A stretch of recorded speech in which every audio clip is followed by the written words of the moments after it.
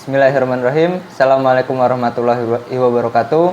Kembali lagi di kelas hukum, tempat kita belajar hukum bersama-sama dengan saya sendiri Muksid Anafi dari kantor hukum Muhammad Iqbal dan rekan.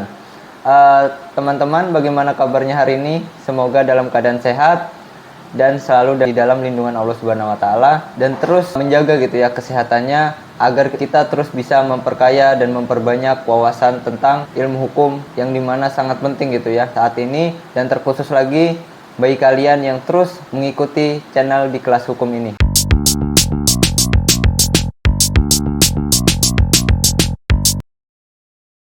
Pada pembahasan sebelumnya kita sudah membahas terkait trading forex dalam perspektif ekonomi syariah.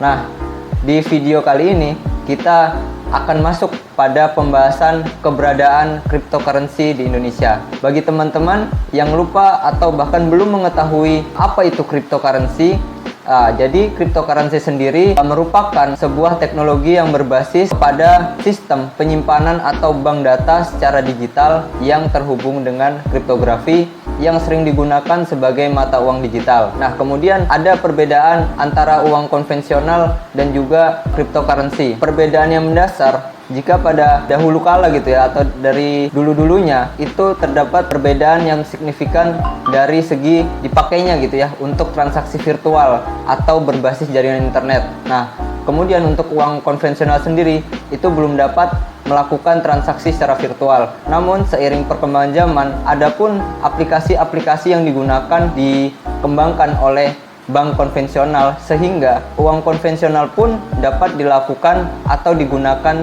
secara virtual untuk transaksinya. Sehingga perbedaan yang ada sebelumnya saat ini sudah hilang dan kemudian masih ada terdapat perbedaan gitu ya. Salah satunya yaitu cryptocurrency sendiri sebagai mata uang digital yang juga dapat digunakan sebagai investasi, yang dimana untuk uang konvensional sendiri menggunakan aplikasi yang telah dikembangkan melalui bank konvensional belum dapat melakukan sebuah investasi. Nah, dari hal tersebutlah perbedaan itu masih tetap ada antara cryptocurrency dan juga uang konvensional. Kemudian hal ini disebabkan oleh naik turunnya nilai kripto. Keberadaan mata uang digital ini mendapat penolakan keras dari pemerintah pusat. Bahkan cryptocurrency dianggap bukan alat pembayaran yang sah di dalam negeri. Hal ini didasarkan pada pasal 1 ayat 1 Undang-Undang Nomor 7 Tahun 2011 tentang mata uang yang menyebutkan bahwa alat pembayaran yang diterima di Indonesia hanya menggunakan mata uang rupiah. Namun, meski transaksi menggunakan cryptocurrency mendapat larangan dari pemerintah pusat, keberadaan mata uang digital ini di Indonesia bukanlah hal yang ilegal. Pemerintah pusat melalui Bank Indonesia menyarankan jika cryptocurrency dapat disimpan maupun diperjualbelikan sebagai aset, namun dengan resiko yang harus ditanggung sendiri. Dibuktikan dengan izin didirikannya Bitcoin Indonesia yang kini telah berganti nama menjadi Indodax. Indodax sendiri kepanjangan dari Indonesia Digital Asset Exchange. Bahkan secara keseluruhan di Indonesia terdapat 229 jenis aset kripto yang saat ini memiliki legalitas di Indonesia.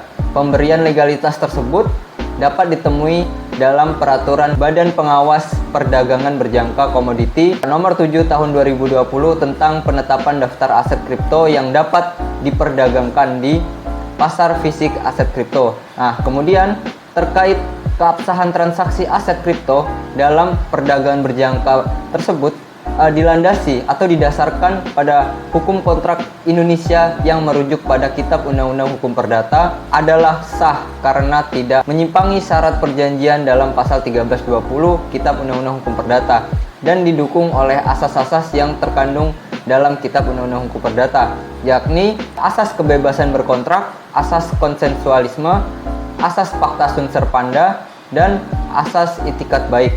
Selain itu, transaksi aset kripto juga disahkan menurut Undang-Undang Nomor 11 Tahun 2008 tentang informasi dan transaksi elektronik atau Undang-Undang ITE. Karena kripto dilakukan secara online melalui jaringan transaksi aset yang terhubung dengan internet, buat teman-teman yang berminat kali terjun ke dunia trading aset kripto harus paham dan siap menanggung resiko masing-masing. Tentu dari hal tersebutlah teman-teman sekalian harus sangat memahami bagaimana konsep cryptocurrency itu dijalankan.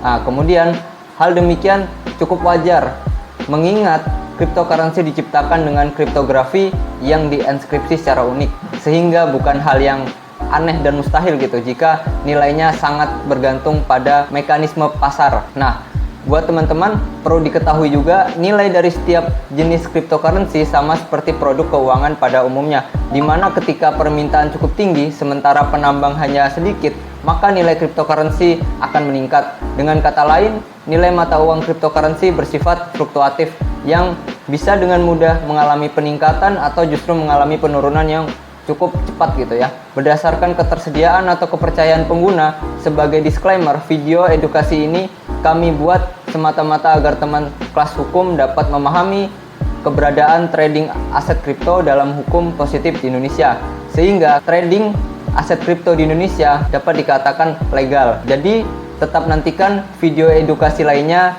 di channel kelas hukum. Sekian edukasi singkat pada kesempatan ini. Nantikan dan tunggulah video-video menarik lainnya. Jangan lupa teman-teman like, comment, subscribe, dan juga share kepada teman-teman semua. Wassalamualaikum warahmatullahi wabarakatuh.